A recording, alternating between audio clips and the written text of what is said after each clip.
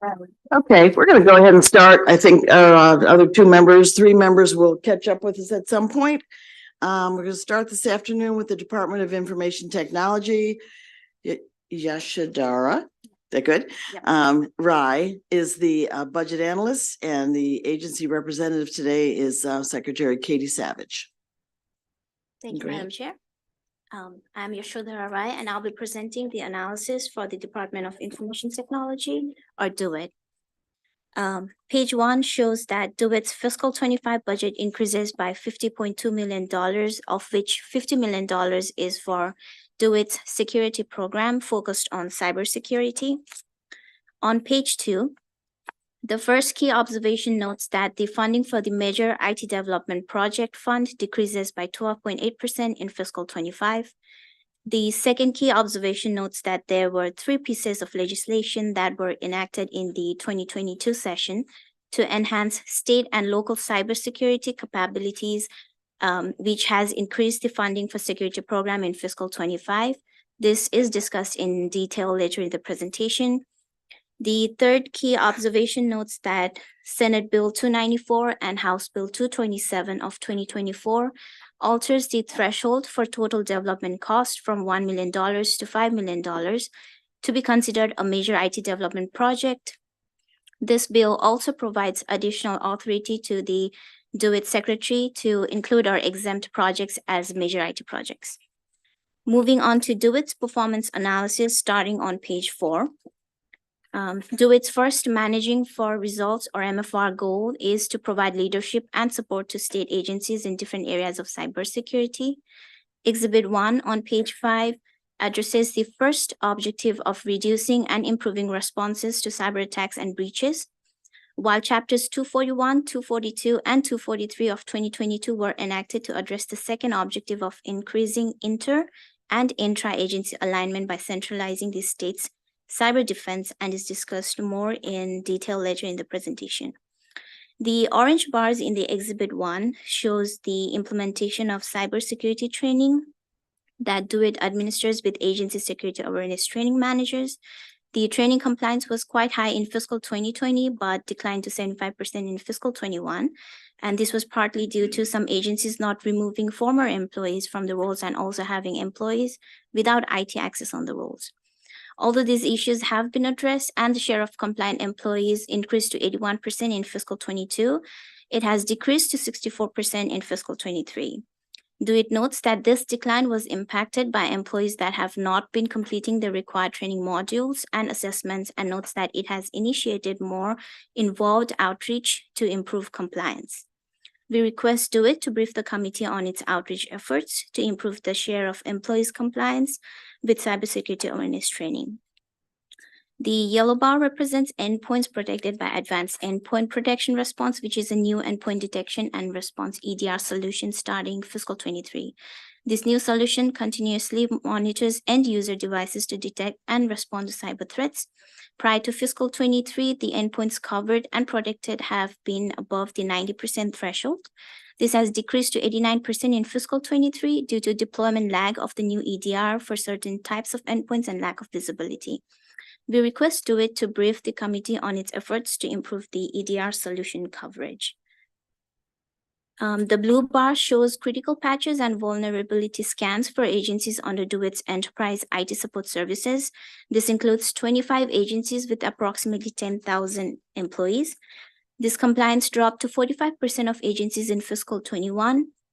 One reason for this was that some agencies were slow to react to the expiration of support, which includes Windows 10, and DOIT advises that this issue has been addressed, but the ratio remained below 50% in fiscal 23. We also request DOIT to discuss its strategies to improve compliance with critical patches. The second MFR on page 6 relates to major IT projects. The fiscal 25 budget includes $90.6 million funded by the Major IT Project Fund. DOIT expects to oversee 58 projects, major IT projects, in fiscal 25, and includes 5 projects not included in last year's out-year forecast. As noted earlier, departmental bills SB 294 and HB 227 modify the first criterion of requiring a project's estimated total cost of development to equal or exceed $5 million instead of $1 million to be considered a major IT project. They also expand the Secretary's authority to determine if a project may be considered a major IT project. The bills would also authorize the Secretary to exempt a project that otherwise would be considered a major IT project from DOIT's oversight. DOIT's second MFR goal is that the state agency IT systems meet state IT master plan objectives of consolidation, interoperability, and standardization. Exhibit 2 on page 7 shows that only 61% of projects, which is reflected in the blue line, were on schedule in fiscal 23 compared to 83% in fiscal 22. DOIT notes that 6 major IT projects were in the planning phase and 12 were in the implementation phase during this reporting period, which lowered the number of projects on schedule. DOIT advises that if enacted, the Senate Bill 294 and House Bill 227 would put measures in place to reduce project delays by requiring discovery phases prior to project commencement. This would also reduce the number of projects with failed or delayed procurements. We request DOIT to discuss how the proposed legislation will improve oversight, including how changes in authority will impact oversight for both projects that would continue to qualify as major IT development projects, as well as for projects that will no longer qualify as a major IT project. Also, Exhibit 2 shows that 46 out of 54 projects in fiscal 23 had defined objectives and success criteria. This is the green section in the bar, and had 78% of them meeting the criteria reflected in the red line compared to 83% in fiscal 22. The third MFR on page 8 relates to DOIT's fourth MFR goal of providing efficient and high quality IT services to state agencies, which is addressed through enterprise IT support services. Exhibit 3 on page 9 indicates the number of service tickets raised and resolved for the support services that DOIT provides. The service desk received approximately 99,600 tickets in fiscal 23, which is an 11% increase due to the onboarding of new agencies that subscribe to its enterprise shared services. DOIT has also introduced and implemented new technologies that directly impacted enterprise end users, which required end user adoption and increased the learning curves that led to higher volumes of tickets in fiscal 23. The blue line in the exhibit shows that 56% of the service desk tickets were resolved by first contact in fiscal 23 compared to 60% in fiscal 22. The red line shows that 72% of incidents were resolved within 24 hours in fiscal 23 compared to 86% in fiscal 21. We request DOIT to discuss the reasons for the decrease in the incidents resolved on first contact or within 24 hours. The fourth MFR goal is to provide efficient and high quality IT services. It does not mention providing value, and there are no cost indicators. This is why the 2023 Joint Chairman's Report, JCR, required that DOIT add goals and indicators for services to state agencies that measure workload and efficiency. The department notes that a service rate assessment was performed in response to the new MFR requirements in December 2023, which is why the department missed the publication with the fiscal 25 budget. The department further notes that changes or updates to the existing MFR will not commence until May 2024. This is at the direction of DBM and the MFR coordinator. DLS recommends adopting committee narrative to expand DOIT's MFR goals to include value and add indicators that measure cost and value to be reported with the MFR submission accompanying the fiscal 26 budget. On page 10, we note that the fiscal 25 budget includes 2 proposed deficiencies for DOIT for fiscal 24 working appropriations. This totals to approximately $865,000 in general funds. Approximately $179,000 is to fund 2 contractual full-time equivalent positions in the newly formed Office of Accessibility that enforces Maryland's new digital accessibility policy. This was announced on January 8th, 2024. Approximately $686,000 is to fund the ongoing operational costs for the one-stop platform, which is DOIT's major IT project. Exhibit 4 on page 11 shows a total of $338.7 million in the department's fiscal 25 allowance. Major IT project fund and infrastructure account for 48.8% of DO-IT spending. Infrastructure includes end user applications and support, local area network and wide area network support, Network Maryland, and voice communications. The security program accounts for 20.2%. Exhibit 5 on page 12 shows that contracts for major IT development project funds, operations, and cybersecurity total 82.8% of spending. Personnel accounts for 11.3% of the total spending. This includes regular positions and contractual FTEs. Exhibit 6 on page 13 shows fund sources by agency. DO-IT is 2 agencies, funding for major IT projects and operations. The major IT project funding is supported by general funds and special funds, while the operations are funded by general funds, reimbursable funds, and special funds. In the exhibit, 26.8% of funding for DO-IT is for major IT project fund.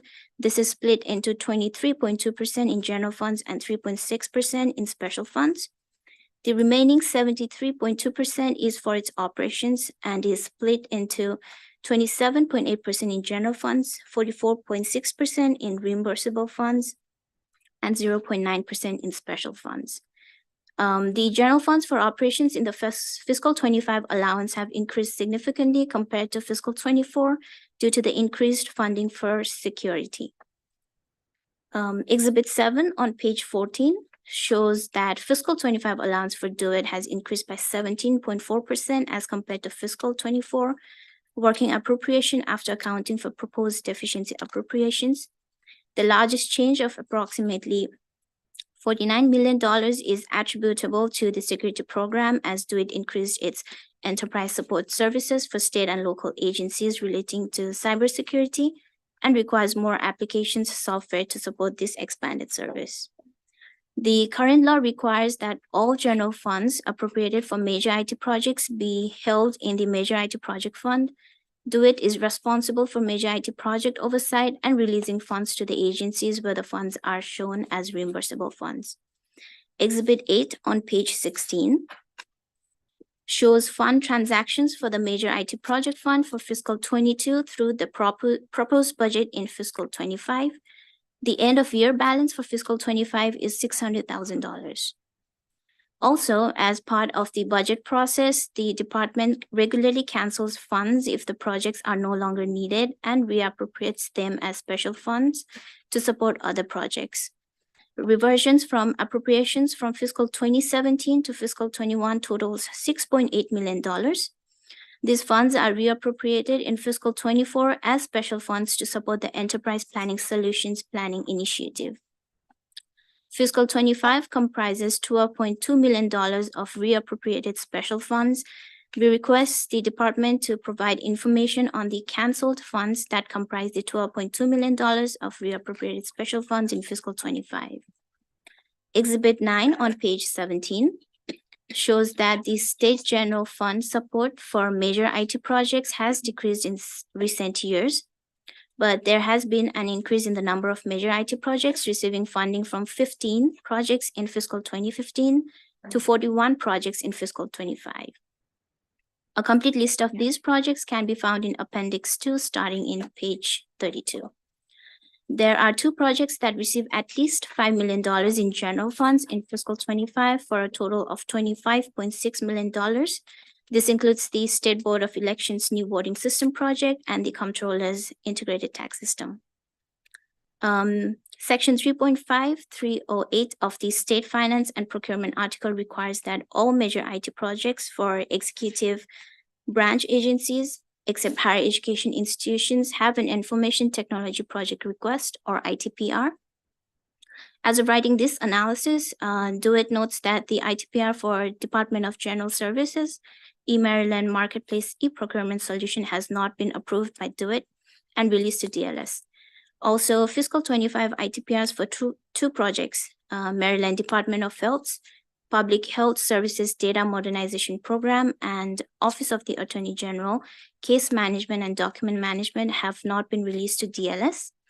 DLS recommends adding language restricting general funds for DGS and MDH projects pending submission of the ITPRs. The OAG project does not receive funding in fiscal 25 and no restriction language is required. There are also 6 new projects included in the fiscal 25 Major IT Project Fund. DLS recommends committee narrative and reductions to appropriations for some of the major IT projects. Narrative and fund restrictions along with non-general fund deletions are recommended in each agency's budget analysis. Recommendations related to general funds budgeted in the Major IT Project Fund appear in the operating budget recommended action sections starting on page 28 of this analysis. Moving on to the personnel data on page 19, it shows that the fiscal 25 allowance provides with 17 new regular positions and 3 new contractual FTEs. The 3 contractual FTEs are responsible for performing procurement and administration functions for DO-IT contracts. Exhibit 10 on page 20 shows the new positions added to DO-IT's fiscal 25 budget. The funding for new positions does not reflect the standard 25% turnover rate that is typically applied to account for time to hire new staff. DLS recommends increasing turnover expectancy for 11 new positions that are funded with general funds to 25%. As of December 31st, 2023, DO-IT has 44 vacant positions. 4 positions have been vacant for more than a year, 6 positions have been vacant for more than 6 months, while the remaining 34 positions have been vacant for less than 6 months. Of the 34 positions, 21 positions are new in fiscal 24, but not yet filled. DO-IT notes that all the vacant positions are either in the process of reclassification due to the agency's restructuring under the new executive leadership, or are being actively recruited and expects to fill all these positions by the end of June 2024. We request DO-IT to comment on its ability to fill the 17 new positions in light of not having yet been able to fill 24 new positions created in fiscal 24. Pages 22 to 25 discuss the 3 pieces of legislation that were established in the 2022 session to restructure state cybersecurity. Chapter 241 of 2022 expanded the role of the state in local cybersecurity efforts. Since the enactment of the legislation, the Maryland Information Sharing and Analysis Center, MDISAC, was created in calendar 2022. DO-IT notes that over 50 state agencies are members and additional state agencies and local jurisdictions are continuing to sign up to become members. MDISAC aims to produce timely, relevant, actionable cyber threat intelligence that meets the common needs across the breadth of state and local government stakeholders to reduce cyber risk. Chapter 241 also established the Cyber Preparedness Unit at the Maryland Department of Emergency Management, MDEM, and this is discussed in detail in MDEM's analysis. Chapter 243 of 2022 established an independent, modernized Maryland Oversight Commission to ensure confidentiality, integrity, and availability of information held by the state concerning state residents. It also advises the Secretary and the State Chief Information Security Officer on the appropriate IT and cybersecurity investments and upgrades, funding for these investments, and future procurement mechanisms. In its initial report published on December 20th, 2023, the Commission unanimously adopted 20 recommendations for the consideration of the Secretary and the State CISO concerning modernization funding, governance, advice, and oversight, planning, management, IT organization, and procurement. Few of the recommendations that I would like to highlight include the state establishing a dedicated IT investment fund over and above DO-IT's annual operating budget to finance the replacement of legacy IT systems, process transformation, establishing Maryland Technology Investment Board by the General Assembly, amending the modernized Maryland Oversight Commission's charter, membership, and authorities to establish the commission as an advisory board. DO-IT producing a new strategic plan by December 1st, 2024, with specific, measurable, achievable, relevant, and time-bound goals or SMART goals, and that IT procurements of $2 million or less be exempt from the Board of Public Works approval. Currently, Chapter 243 states that IT procurements valued below $1 million are exempt from Board of Public Works oversight and approval. Also, the local cybersecurity investment fund has been established according to Chapter 243.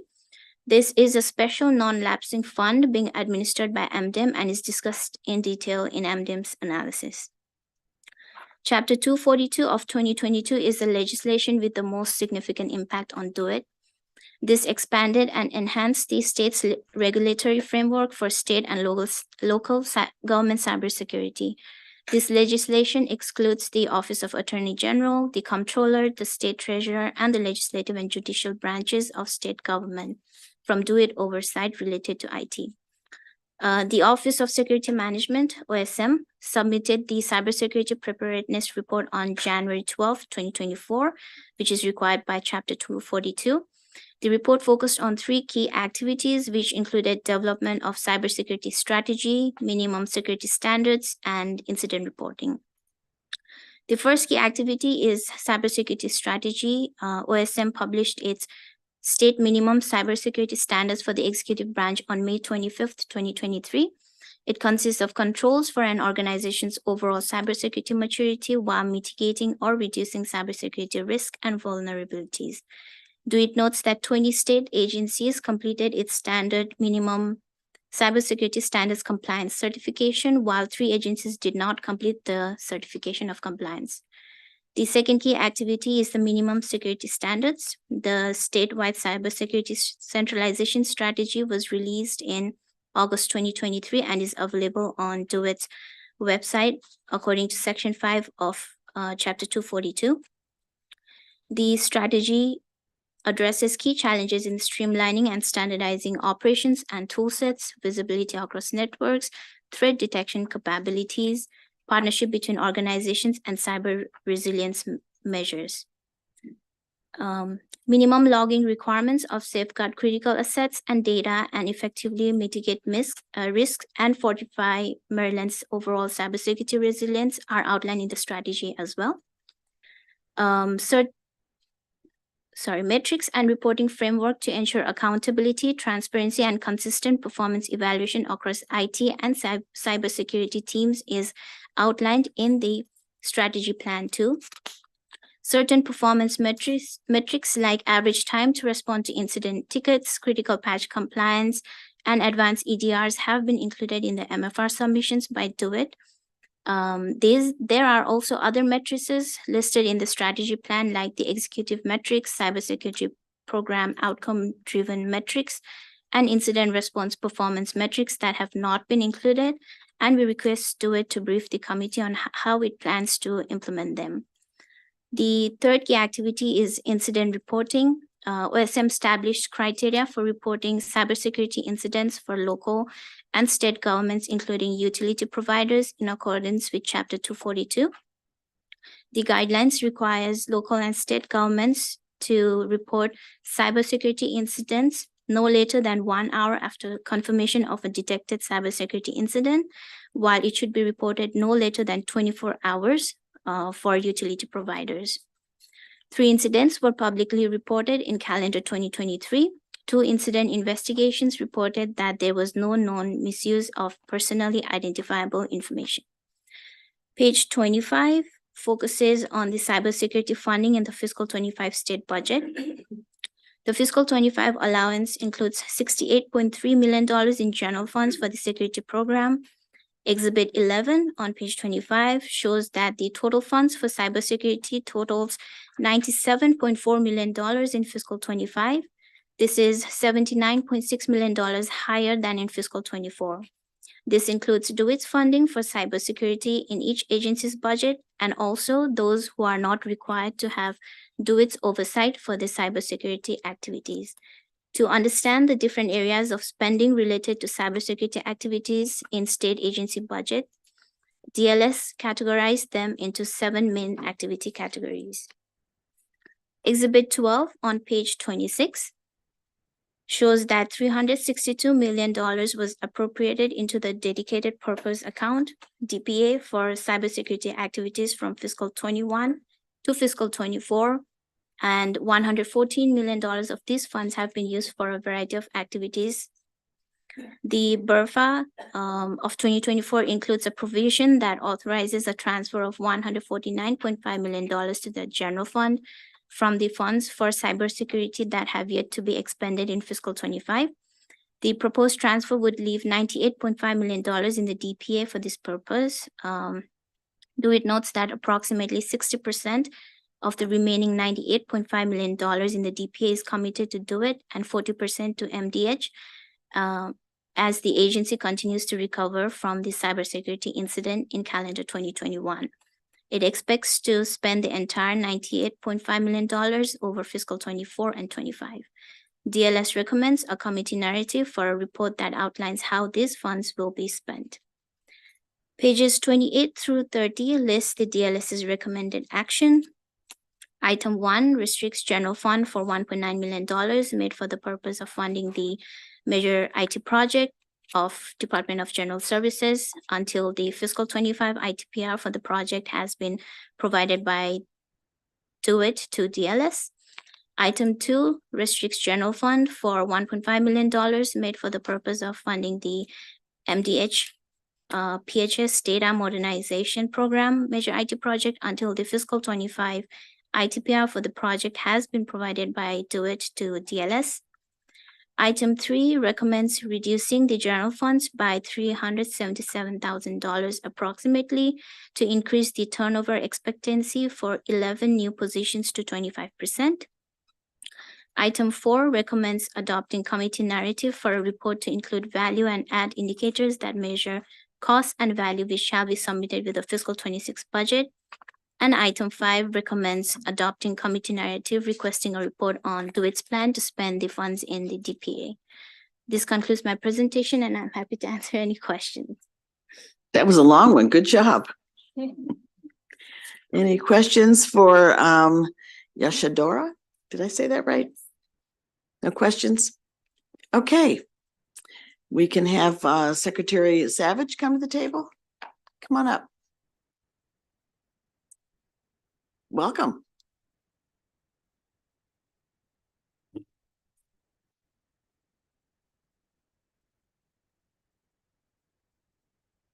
I apologize. I have this sniffles. I was sitting back there thinking like, oh my gosh, I'm like the least prepared mom. I don't have tissues on me, but You can get you some if you'd like. maybe. I didn't realize how congested I was, just moving too fast. I think it's just the room. It's potentially the room. Yeah. Thank you.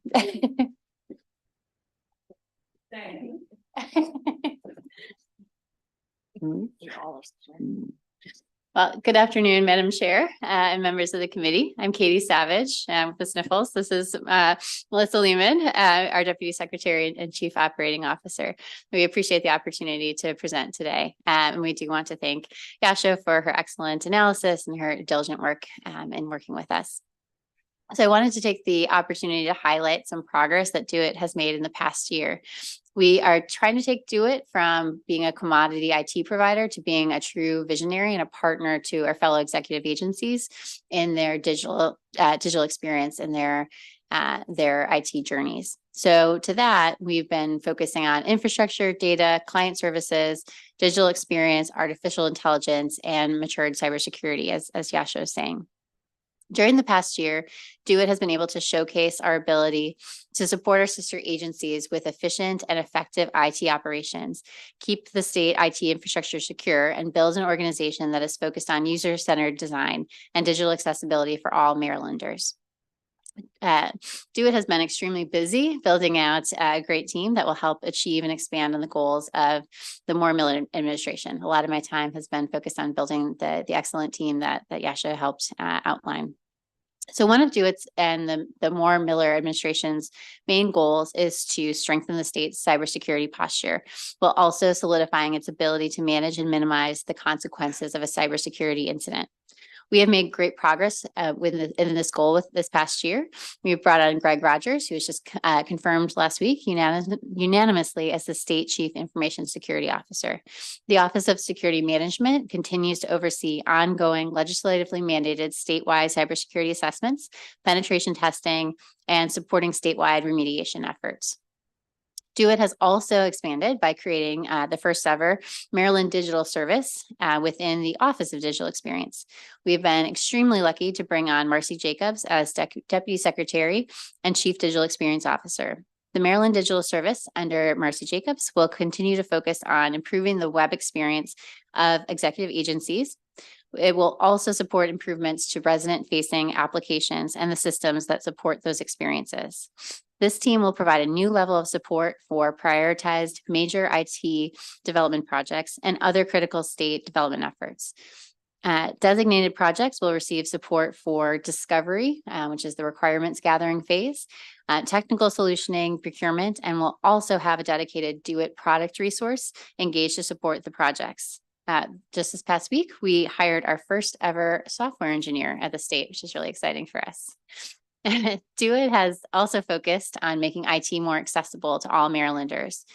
We onboarded Andrew Drummond this year from the Maryland Department of Disabilities, and he has been working with us to create an Office of Digital Accessibility and drafting and publishing Maryland's first ever digital accessibility policy.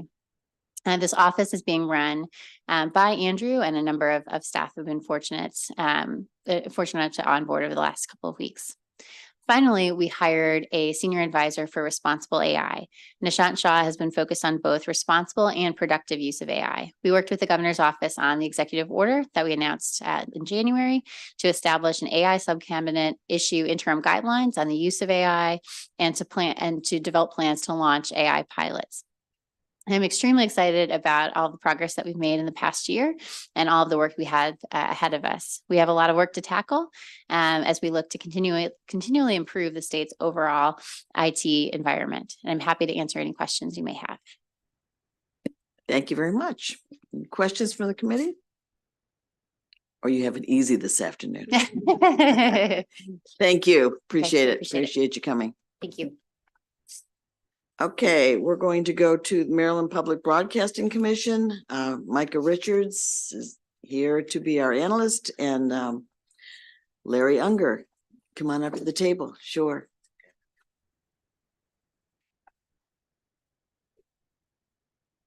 They have a video. That's a surprise.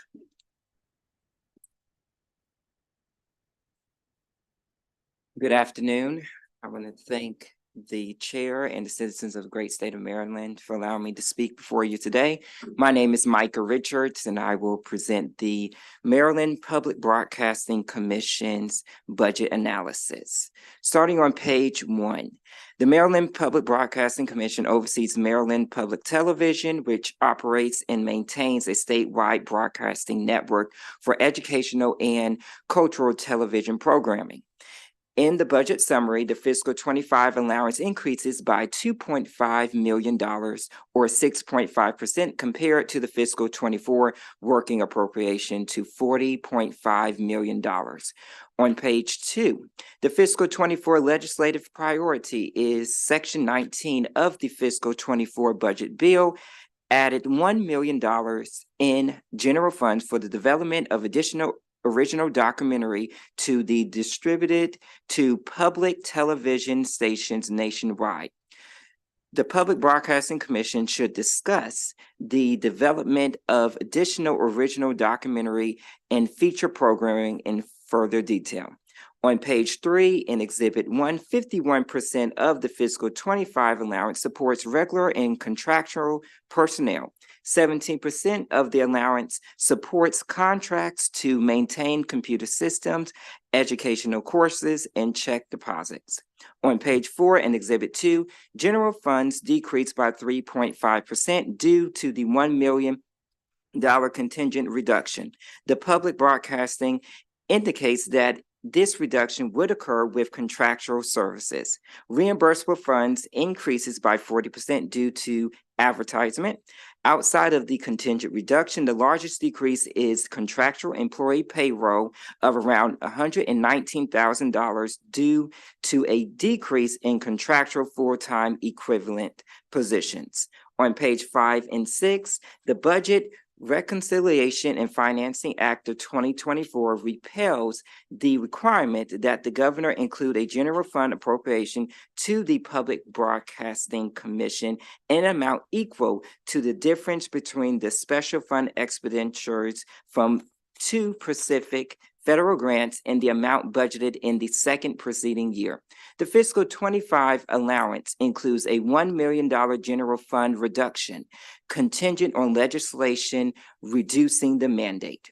Due to the contingent reduction, the fiscal 25 appropriation would be $12.3 million, which is a 3.5% decrease compared to fiscal 24.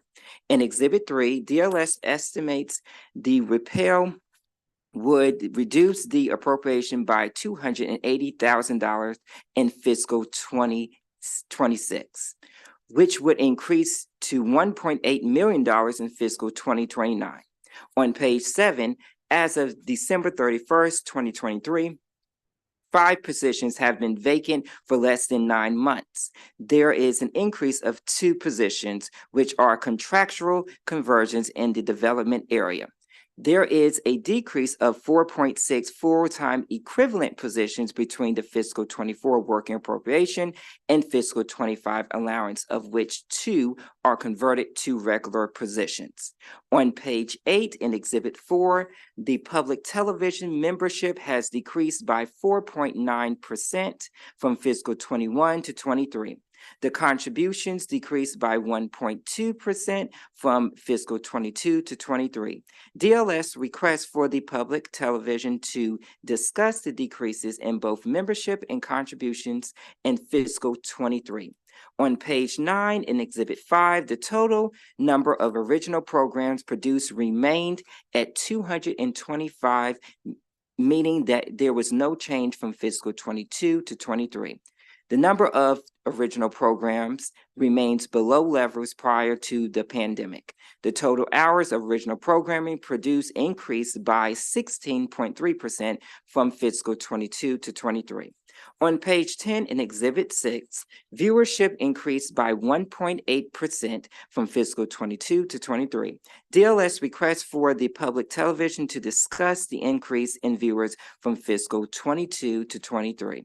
On page 11, DLS requests for the Maryland Public Broadcasting Commission concurs with the governor's allowance with the note that the Budget Reconciliation and Financing Act of 2024 contingent reduction is separate from the governor's allowance. This concludes my presentation. I'm available for any questions. Thank you. Great job. Questions or comments for Micah? Okay. Mr. Unger, go ahead. Well, thank you very much, Madam Chair, for this time to speak about Maryland Public Television. With me today is Patricia Fitzhugh, MPT's Chief Financial Officer. I really want to thank this committee for its continuing support over many years.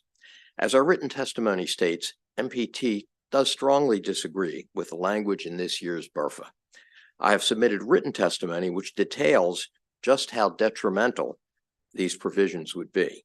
Knowing how busy this committee is, I will just let the written testimony speak for me, but please know that I urge the committee in the strongest terms to overturn this language and the resulting punitive budget measures. As always, I do have a video, and that describes what MPT has delivered to the citizens of Maryland in the last 12 months, and it does it so much better than I could ever do it.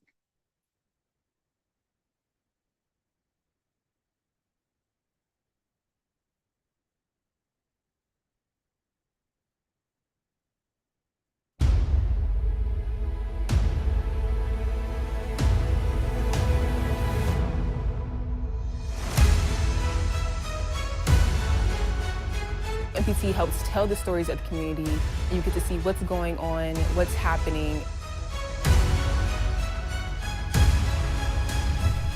That's good stuff.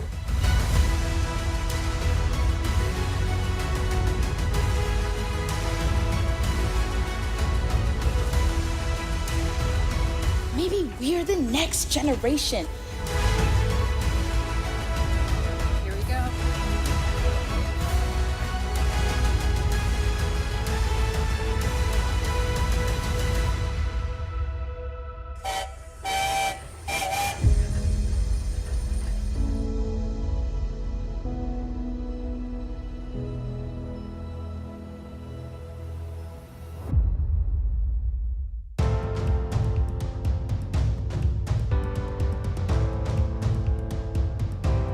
We're more connected than ever before, allowing us to reach people and places all around the world.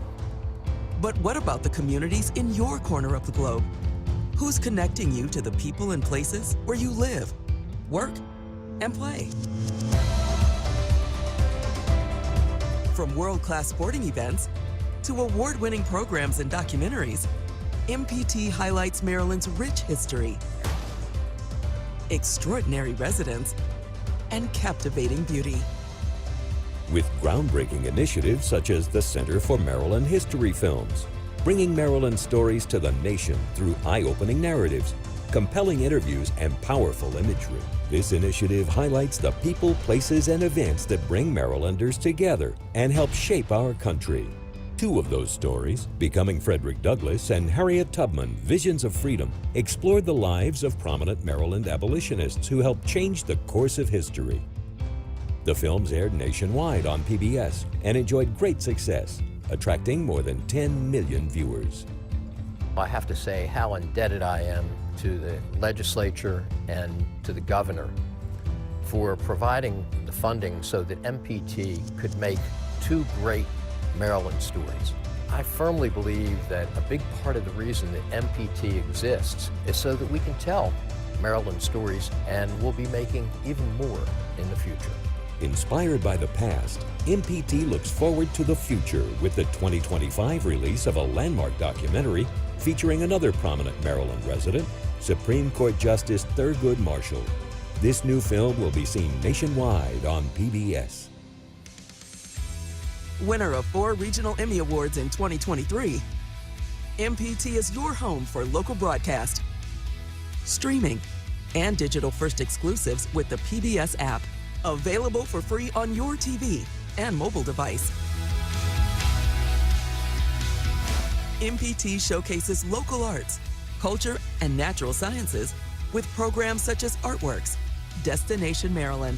We are getting on some rail bikes. And you just get to take in all the views and just coast. Kind of feels like you're being transported back in time. Outdoors Maryland and Maryland Farm and Harvest. And here we have it. It is the most Maryland thing ever, and your whole family's gonna love it. Backed by popular demand, Chesapeake Collectibles, returning in 2024 for a brand new season. So happy to be here because I've been watching for so many years. I think it's wonderful. I mean, it's exciting. Bringing Chesapeake Collectibles back to MPT and to our fantastic new studio enabled us to show off items that have historical importance or historical value for the community that we serve in Maryland. People were keen to come to MPT and to share their stories. Thank you very much for bringing it in, and we should hopefully have the rest of the story. Earlier today, Governor Wes Moore delivered his first State of the State address. MPT connects communities and constituents to lawmakers. Governor, thank you for being here. Thank you so much. Thank you all. Thank you all. With programs such as Direct Connection and State Circle. I just think that Maryland Public Television is really a total gem for our state. For a lot of people, it's about the only way that you can really see what's happening in Annapolis. We're here at the iconic Fairhill Event Zone in Cecil County with the show jumping arena right behind us. In 2023, the MPT Sports Desk took the show on the road to give you a front row seat to the prestigious Maryland 5-Star, the CIAA tournament in Baltimore, and the nation's top one-day pro cycling race, the Maryland Cycling Classic. Just absolutely perfect scenery. It was one of the best events I've attended on the cycling side in a very, very long time. MPT dishes out national favorites, including My Greek Table and To Dine For with Kate Sullivan. Thank you for this amazing conversation. And drives viewer loyalty with award-winning favorites such as Motor Week. Motor Week is plugged into what's coming down the road. MPT celebrates Maryland's diverse communities with specialty programming during HBCU Week. You are making a connection, not just a connection for now, but a connection for the future. And now, nationwide with HBCU Week Now, a public media partnership with support from the Corporation for Public Broadcasting. As Chesapeake Bay Week approaches its 20th anniversary, MPT continues to celebrate Maryland's rich heritage and vibrant culture. We want to preserve their stories and let them tell their stories. People like Captain Eldridge Meredith are always innovating. He started out as a waterman, then he opened up a restaurant, and then charter boat captain. MPT delivers vital messaging and services to residents through the Maryland State Ad Agency. I'm Morgan Moses with the Baltimore Ravens. There is hope and there is help available. Visit stopoverdose.maryland.gov or call or text 988. This is such an amazing group of educators. MPT plays an essential role in education by delivering academic support for students and teachers in class and online through MPT's ThinkPort and Ready to Learn. I think the educational component of Maryland Public Television is very important. Enough credit can't be given to local programming that focuses on education, helping the younger citizens in our state grow up and contribute in a meaningful way. MPT is in your corner, covering your communities, your stories, your life. And for the best stories across the globe, enjoy primetime programming from PBS. Fasten your seatbelt. Hip-hop is the creativity that comes out of the Black neighborhood when everything has been stripped away. Everyone under this roof is in my care. I'm trying to find out what happened with the game before Parker Brothers started to sell it. You're uncovering the truth. That's a good one. MPT. Be informed. Be entertained.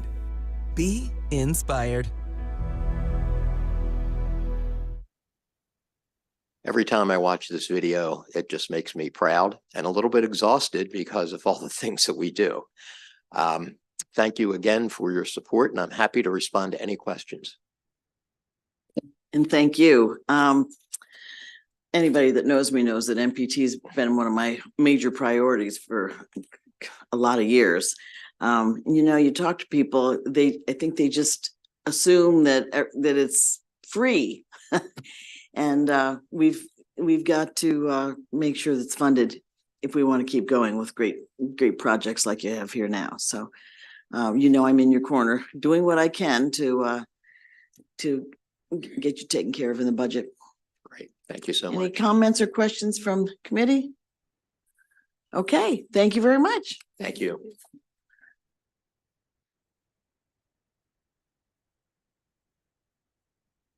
Okay, next we have MHEC, Student Financial Assistance. Micah Richards is our analyst again, and Dr. Rye, you want to come up to the table?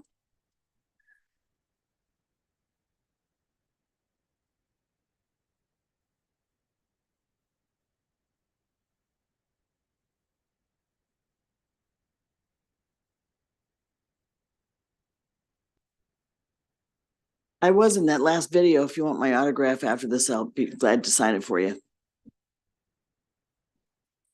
I will now present the Maryland Higher Education Commission Office of Student Financial Assistance Budget Analysis. Starting on page 1, the Maryland Higher Education Commission Office of Student Financial Assistance is responsible for the administration of state financial assistance programs. In the operating budget in fiscal 25, allowance increases by $8.7 million or 4.3% compared to the fiscal 24 working appropriation to a total of $210.9 million. Page 2 will be discussed later in the presentation. On page 3 to 7, Exhibit 1 shows current financial aid programs offered by the Office of Student Financial Assistance. On page 8 to 9, I will refer to the free application for federal student aid as FAFSA in this presentation. Exhibit 2 compares the great state of Maryland estimated completed FAFSAs by public high schools to other states in America. In the 2023 to 2024 award cycle, the great state of Maryland had a completion rate of 58%, which is a 4.7% increase from the 22 to 23 award cycle. The District of Columbia has the highest completion rate of 70%, and the state of California, with over 313,000 applications, has the highest number of completed applications. On page 10, Exhibit 3 compares the FAFSA completion rate of county public schools in the great state of Maryland for the 23 to 24 award cycle. The School for Education Evolution and Development School of Maryland in Baltimore is a boarding school and has the highest number of students that have completed the FAFSA at 79%, and the Dorchester County Public Schools has the lowest number of FAFSAs completed at 44%. On page 11, Exhibit 4 shows the number of FAFSAs filed in the great state of Maryland for the 23 to 24 award cycle is over 211,000. The Office of Student Financial Assistance reports that the change is due to a change in the timing for FAFSA filings for individuals to be considered for certain awards, which has led to more FAFSA filings being captured in the 23 to 24 award cycle data. DLS requests for the Higher Education Commission to discuss this change in timing and how it is expected to impact consideration for state aid moving forward. On page 12 to 13, in Exhibit 5, the number of initial awards increased by 25.6%, and the number of renewals increased by 39.3% from fiscal 23 to 24. The combined total dollar amount of initial and renewal awards increased by 40% from fiscal 23 to 24. On page 14 in Exhibit 6, in fiscal 23, 86% of guaranteed access grant awards distributed have a $0 expected family contribution. On page 15 in Exhibit 7, the educational assistant grant appropriation remains the same at $46.1 million from fiscal 21 to 24.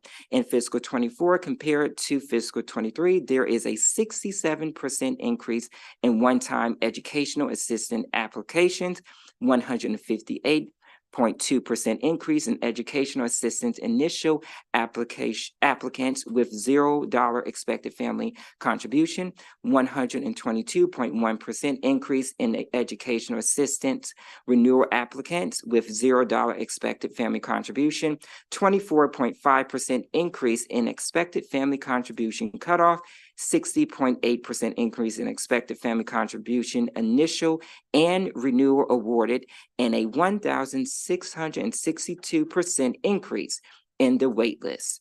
DLS requests for the Higher Education Commission to discuss how it accommodated with the increase in awards within the same level of appropriation. On page 16, in Exhibit 8, 75% of educational assistant awards has less than $3,850 in expected family contribution. DLS requests for the Higher Education Commission to discuss the impact of the United States Department of Education reported delays in distribution of FAFSA data on the ability to make awards in its plan and timing for making awards given the delayed distribution of data. On page 17, the fiscal 25 allowance includes a proposed deficiency appropriation for fiscal 24 totaling $9.8 million to replace funds for legislative scholarships that were reverted in error to the general fund in the fiscal 23 closeout process. This is also referenced on page 2. Fiscal 24 legislative priority is section 19 of the fiscal 24 budget bill added $1 million in general funds for the pilot program Human Services Career Scholarship, contingent on legislation creating the program. DLS requests for the Higher Education Commission to discuss the status of implementation of this new program, the number of applications for this program, and the number of anticipated or provided scholarships. On page 18, Exhibit 9 shows the number and average award by financial aid program for ongoing programs from fiscal 22 to 23. DLS requests for the Higher Education Commission to discuss and provide the committees with a chart showing projected recipients, the average grant, and the total expenditures for each scholarship for fiscal 24 and estimates for fiscal 25. On page 19 in Exhibit 10, the fiscal 25 allowance allocated 65% of funds for need-based grants. On page 20 in Exhibit 11, the largest increase in the fiscal 25 allowance is $10 million for the Teacher Development and Retention Program, reflecting the transfer of the program from the Maryland State Department of Education. This program terminates June 30th, 2029. This program is also referenced on page 2. The fiscal 25 allowance increases funding for the Teacher Fellows for Maryland Scholarship Program by $6 million. Chapter 36 of 2021 mandated appropriation increased amounts from $4 million in fiscal 22 to $12 million in fiscal 24 to $18 million in fiscal 25. Future year mandates remain at $18 million. This program is also referenced on page 2. On page 21, Exhibit 12 shows the need-based student financial assistance fund in fiscal 23. Opening balance was over $13 million with an additional $29.9 million transferred in. $5.4 million was distributed out to grant programs. The end of the fiscal 23 balance is $37.5 million that is carried over to fiscal 24. DLS requests for the Higher Education Commission to discuss the reason for the $29.9 million in unused appropriations available for fiscal 23, a level much higher than that of recent years, and plans to utilize the balance. On page 22 to 23, in Exhibit 13, 41% of the 16,000 students reported in the 22 to 23 credit roster completed fewer than 24 credits that became ineligible for their EEA awards and for the 23 to 24 award year. 26% completed at least 24 credits, but fewer than 30 credits and received a prorated award, and 34% completed at least 30 credits and received their full award eligibility. On page 24 in Exhibit 14 of the 2022 to 2023 academic year, the total percentage of students who completed at least 30 credits increased by 7.1 percentage points compared to the previous year. Students with at least 24 credits but less than 30 increased by 1.2 percentage points when compared to the previous year. Students with less than 24 credits decreased by 8.2 percentage points. DLS requests for Higher Education Commission to comment on the increasing number of students meeting the credit completion requirement. On page 25, Exhibit 15, in the 22 to 23 academic year, 36.6% of students at four-year public institutions have completed 30 or more credits. 35.9% completed fewer than 24 credits, and 27% completed between 24 to 29 credits. On page 26, Exhibit 16, 20% of students at independent institutions completed fewer than 24 credits and lost their EEA eligibility based upon credit requirement guidelines. 52% completed 30 or more credits and 28% completed between 24 and 29 credits at the end of the 22 to 23 academic year. On page 27, Exhibit 17, of the 2,418 students, 79% completed fewer than 24 credits and were not eligible for continued funding. 7% of students completed 30 or more credits and remained ineligible, and 14% of the students completed 24 to 29 credits were eligible for prorated awards in the subsequent year. DLS requests for Higher Education to discuss efforts to make students aware of the credit requirements and how specifically it is working with the Maryland Association of Community Colleges to increase the share of recipients that complete enough credits to remain eligible. On page 28, Exhibit 18 shows details of Next Generation Scholarship Grant awardees who are nonprofits in fiscal 23. The Maryland Business Roundtable for Education received the largest award amount of $1.4 million. On page 29, Exhibit 19, data was not available for the Higher Achievement Nonprofit Organization. In fiscal 23, the Maryland Business Roundtable for Education had the highest number of graduates of 462, the most graduates who met guaranteed access grant requirements of 209, the most applicants for guaranteed access grants at 153, the highest number of guaranteed access grant awardees at 84, the most graduates accepted into college at 224, and the largest dollar amount of financial aid awarded to graduates at $3.8 million compared to the other nonprofit organizations. On page 30, Exhibit 20 of the 201 applicants awarded, 148 have been certified as eligible and attending for approximately $1.3 million, and 140 students have received funding for around $1.2 million. On page 31, DLS recommends for the Higher Education Commission to submit a report on post-secondary outcomes for next generation scholars, senior students by December 1st, 2024, and submit another report on the impact of credit completion requirement on financial aid awards by December 11th, 2024. On page 32, the 2023 Joint Chairman's Report required the Higher Education Commission to submit a report on the cost to fully fund the guaranteed access and the educational assistant grants separately, as well as eliminate the educational assistance waitlist. Higher Education Commission has provided a copy to DLS, and it states the guaranteed access grants are a funding priority over EA grants, education assistance grants, which causes some students not to receive grant funding. Eligible students on the waitlist are awarded grants based on need and the funding available. In the report, the Higher Education Commission recommends establishing separate funding sources for the guaranteed access and educational assistant grants and increasing the appropriation for each grant with an annual increase of 5% to account for growth in the number of eligible applicants. The Higher Education Commission recommends dedicating $165 million to $200 million to guarantee access grants and $120 million to educational assistance grants. Also, the Joint Chairman's Report requested a report on the impact of credit completion requirement on financial aid awards. DLS has received a copy, and we have given the Higher Education Commission instruction on how to formally submit the report to the General Assembly. Issue 1 on pages 22 to 27 references this report.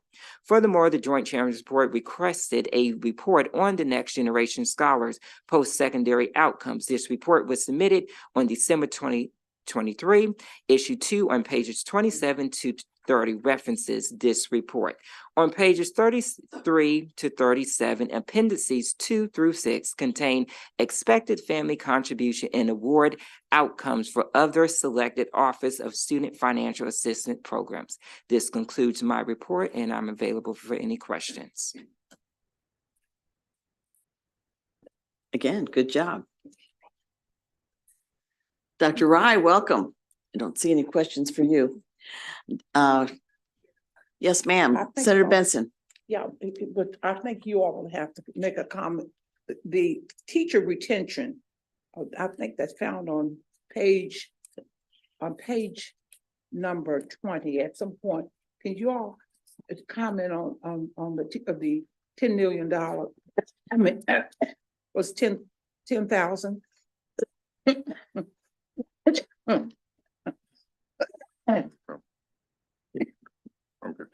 Yes, it was 10 million. That program has been established. We've had 5 institutions that have confirmed that they will be participating. We've met with those institutions. At this point in time, we are waiting for those institutions to provide us with students so that we can start the initial stipend process, which will be starting this semester. So this is an additional 10,000. This is the additional 10 million. 10 million. 10 million part of the retention program where the initial stipend takes place, starting this 23-24 academic year and ending in the 25-26 academic year. And then the second phase, the internship stipend, starts in the 26-27 academic year and ends in 29. How are you getting this information out to the counties? So we're with the schools that are eligible, because this program is directly through the institutions that qualify, where it's 40% of Pell eligible students. So we've already reached out to the institutions that's qualified. They have students that are already registered, so they're working directly with the students and getting the students out to us a list so that we can provide them with the stipends that they will provide to the students. So these are the schools where they have a teacher preparation program. Correct. But it's not, students aren't necessarily required to be a teacher or in the program. As long as a student is participating in an experiential learning course that may push them or kind of gear them to becoming a teacher, that student can participate. And we also see where we have the increase of 18 million for teacher fellows. Is that something that you have to, how do you get into that program? So teaching fellows, again, is through the students applying through us. We're pushing that out through the MSDE, working with MSDE and the counties to educate students about that, especially now that they've opened up to not only residents, but eligible non-residents can apply for it as well. So we're marketing in every possible way that we can think of, working with MSDE, working with nonprofit organizations to really educate them on the programs and the eligibility of the programs. This is I don't have to tell you all, we have a tremendous problem, a terrible problem with getting teachers on board to teach in our schools. And I'm telling you, every little bit helps. And I'm just wondering how we can. So you're saying that this information is passed on to not just the students, but with the fellows. How do we get people more involved in this program?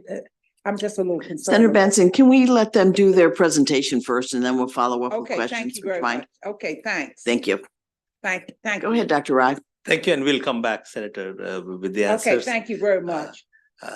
Thank you, Chair King and members of the Education, Business and Administration Subcommittee for the opportunity to offer comments on the Maryland Higher Education Commission's Student Financial Assistance Budget for FY 2025. I have with me Assistant Secretary for Finance and Administration, Mr. Jeff Newman, and also Executive Director of Office of Financial Aid, Mr. Al Dorset. I also want to give my enormous thanks to our analyst, Mr. Micah Richards, for his thorough analysis. We are pleased that the FY 2025 budget provides continued funding for the arduous work ahead for the Maryland Higher Education Commission in assisting students in need of financial aid. Our agency is committed to addressing the numerous problems that for too long have hampered student success, centered around a strategic and efficient delivery of student financial aid.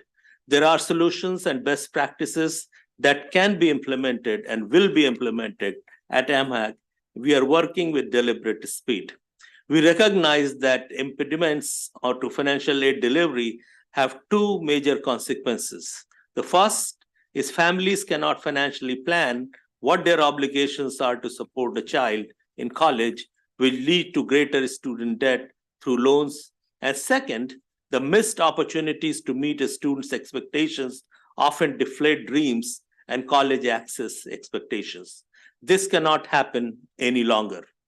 Students deserve to reach the first ladder rung in life, climbing and not missing or grab a broken rung. Across MHAC, there's a paradigm shift occurring that focuses on rebuilding our agency and confidence among our stakeholders.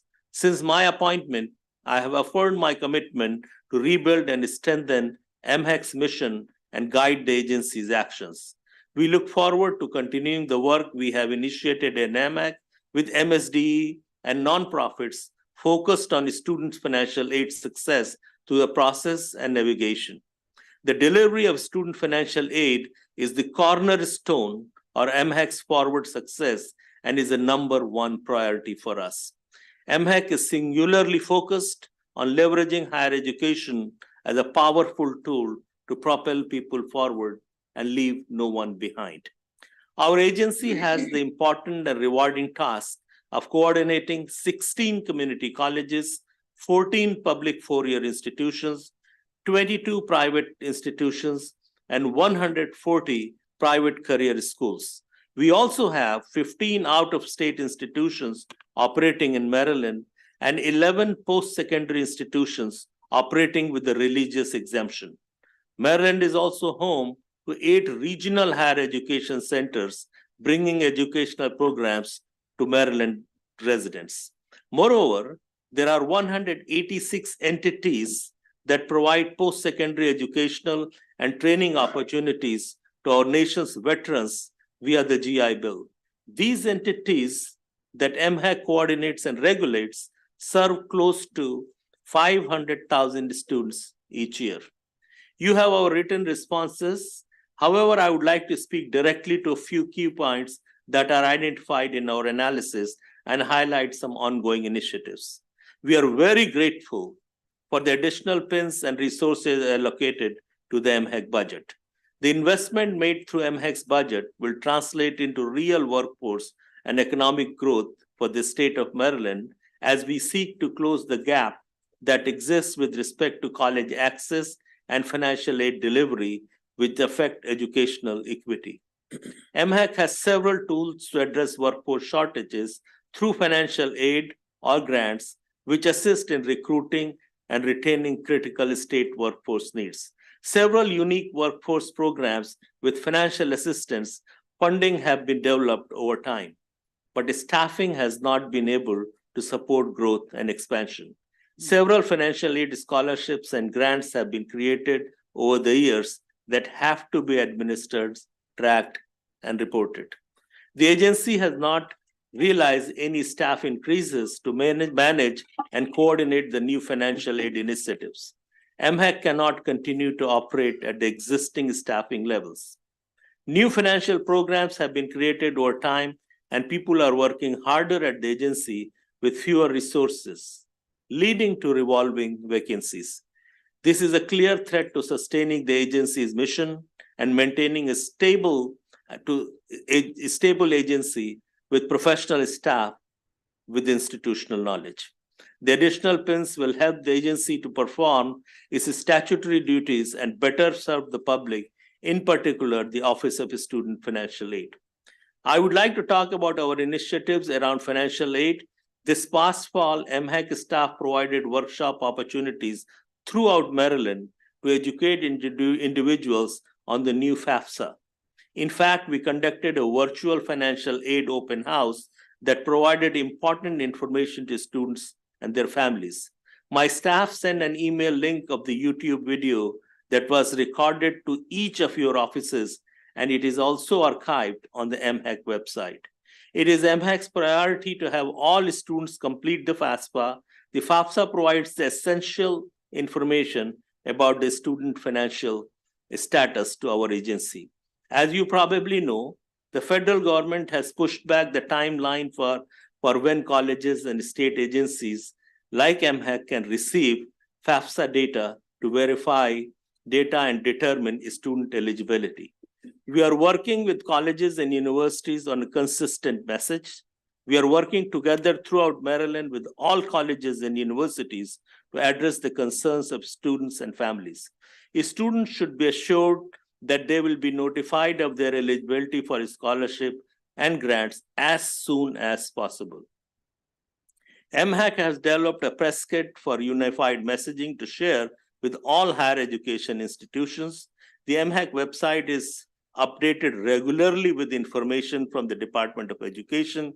We expect to have the FAFSA data by mid-March, and will begin working immediately to identify students' eligibility for relevant scholarships.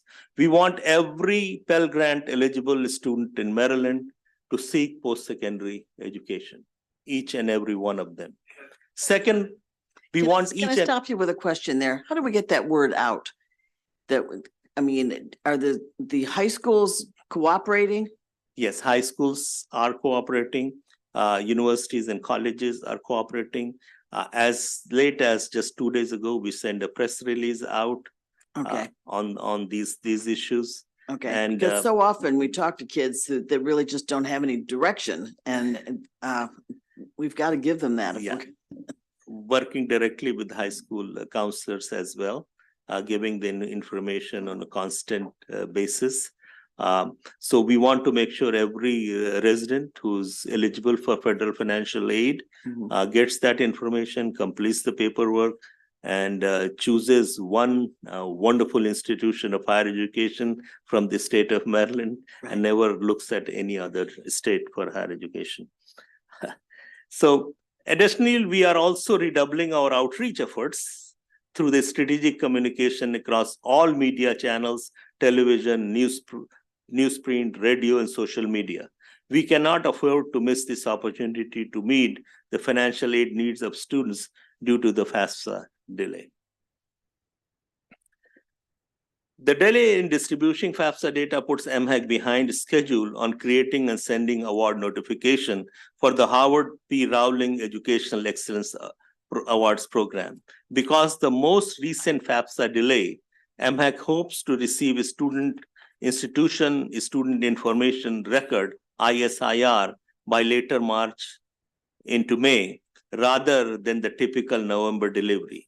MHAC imports this data into the MDCAP system, not only to determine each student's eligibility, but also to calculate each eligible student's award amount by using the student's SAI and Pell amount to calculate each student's need. Without each student's ISIR data, MHAC cannot determine if a student is eligible or the appropriate amount. So we have to wait for the federal information. I recently sent a letter to the governor, speaker, president, and committee leadership regarding the challenges MHAC is facing with the rollout of the new FAFSA. MHAC will rise to meet the challenge. Also, recently, we developed the MHAC One app, short for the Maryland Higher Education Commission One application. The One app is a centralized online platform designed to streamline the application process for various state financial aid programs and scholarships in Maryland. It allows students to apply for multiple state-funded financial aid opportunities using one single form, making it more convenient and efficient to access financial assistance from higher education. To access the MHAC One app, students need to create an MDCAPS account. Once they sign up, the student can complete the One app to determine which scholarships for which the student will be eligible. The MHAC One app does not replace the FAFSA, but does centralize the application process for the many different state scholarships that are available to students. The MHAC One app is accessible to all students, including undocumented students. MHAC is singularly focused on leveraging higher education as a powerful tool to propel people forward and leave no one behind. As you know, financial aid is a gateway for many students to not only access post-secondary opportunities, but to make it to a successful completion. Approximately 80% of the high school graduates with financial aid in their first year of college return to college for a second year. Around half of those with aid in their first year of college earn a college degree by the age of 25. While degree attainment varies by type of aid and can be as high as almost 60% for those with an Educational Excellence Award, degree attainment for students with only a Pell Grant is as low as 30%. The additional financial support from our state scholarship help students complete their academic program. MHAC is focused on expanding educational opportunities and improving financial aid delivery to students and families in need. I realize the critical nature of ensuring educational access to all students in particular those who come from socioeconomically challenged backgrounds where college may seem unaffordable. I believe we will achieve these goals with demonstrable results to meet Maryland's post-secondary education needs. It is crucial that the state support enables students to start by not only reaching the first ladder rung in higher education, but also reaching the last rung of their educational achievement. There is a paradigm shift happening at Maryland Higher Education Commission. Thank you for your time and attention. Thank you. Any questions or comments from the committee? Senator Bailey. Thank you, Madam Chair. Appreciate it. Thank you all very much for coming down here and talking to us today and your presentation. I just wanted to have a couple comments and then maybe a question. Students commit to their colleges usually around the 1st of May, right? That's usually, and that's a big day for us. Now, I know we give out a lot of senatorial scholarships, and we work very diligently with them.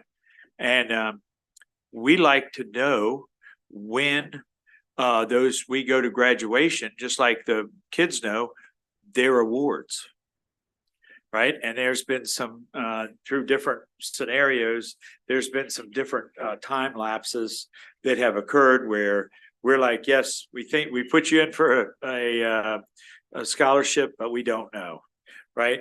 And one of the issues that we've had with past issues is we haven't known how much money that we were going to have, right, to be able to award. And my question is, do we know how much money that we're going to be able to award this year in scholarships? So the proposed budget is out there. Of course, we have to wait till the budget becomes official.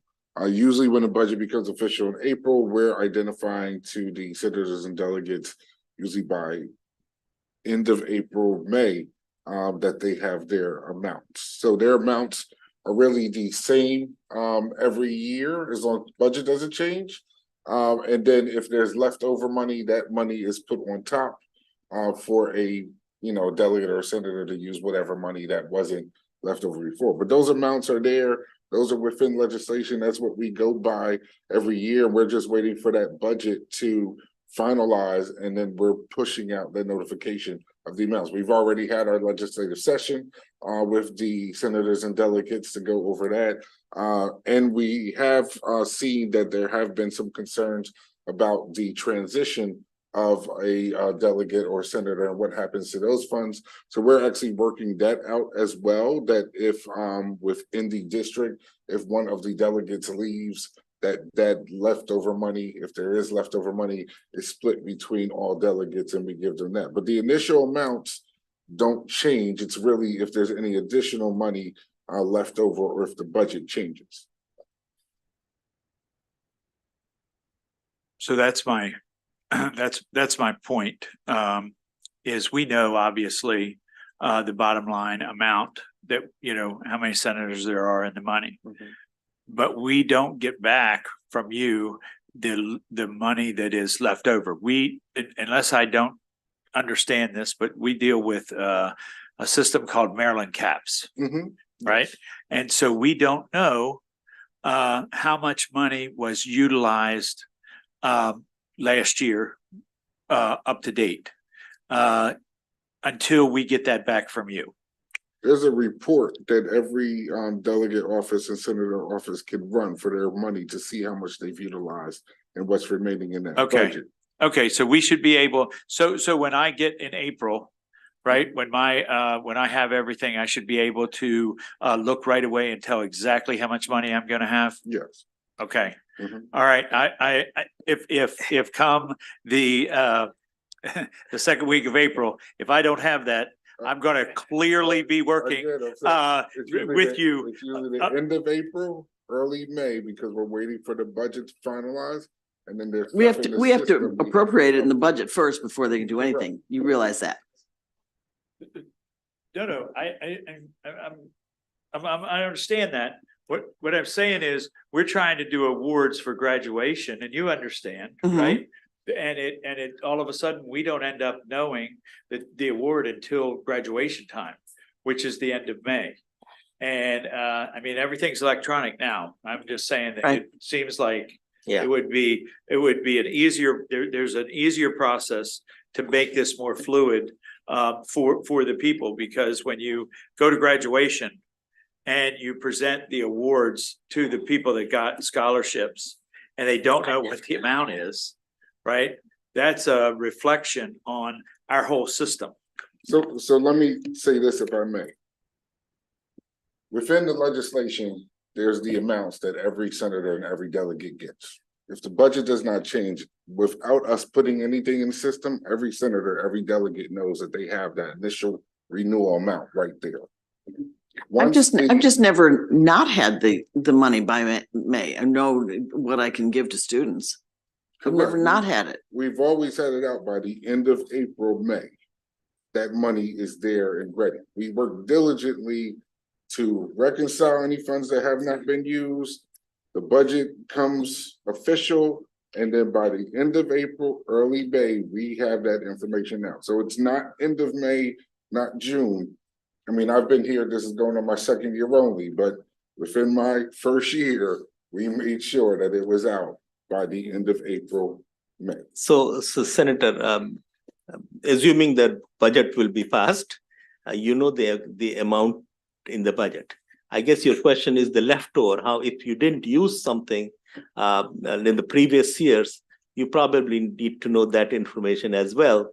MDCAS system, you can run a report, but let me assure you, just send us an email or we'll follow up and we'll tell you how much money you have left over, so you can award that money as well. I'm going to be more than happy to follow up on some emails with this, and so we can point out the miscommunication we're having here, right? Because it hasn't worked quite this fluently, but I appreciate and we'll work about this offline. Two remaining questions. One is the Maryland Police Officers Scholarship Program. If you could just explain that just for a minute, and how much money there was available in that this year. Sure. So for this current year, for the police officer scholarship, and I have that on my notes right here. Give me 1 minute. Police officer scholarship, there was appropriation of 8.5 million. Out of that 8.5 million, unfortunately, we dispersed, and this is for FY23, I'm sorry.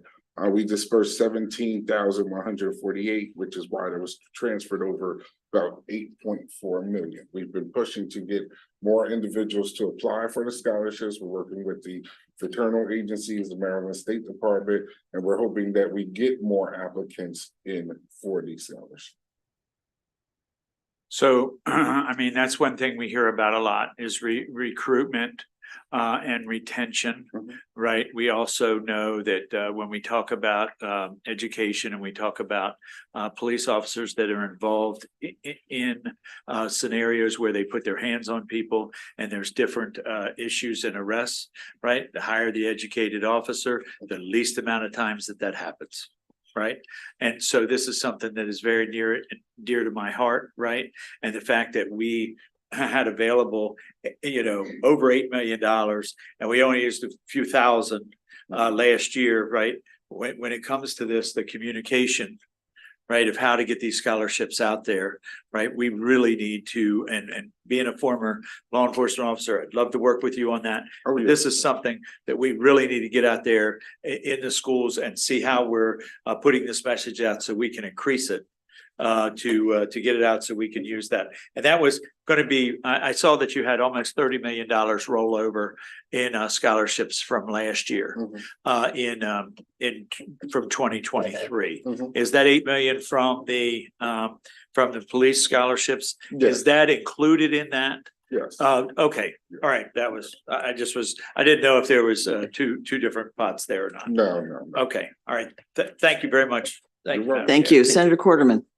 Yeah, thank you. I just wanted to piggyback just a little bit on Senator Bailey's first line of question. I think it's a timing thing and understanding the budget. The budget though gets passed on April 1st. And I think a lot of it's the timing in different counties are different as far as when they have these award ceremonies.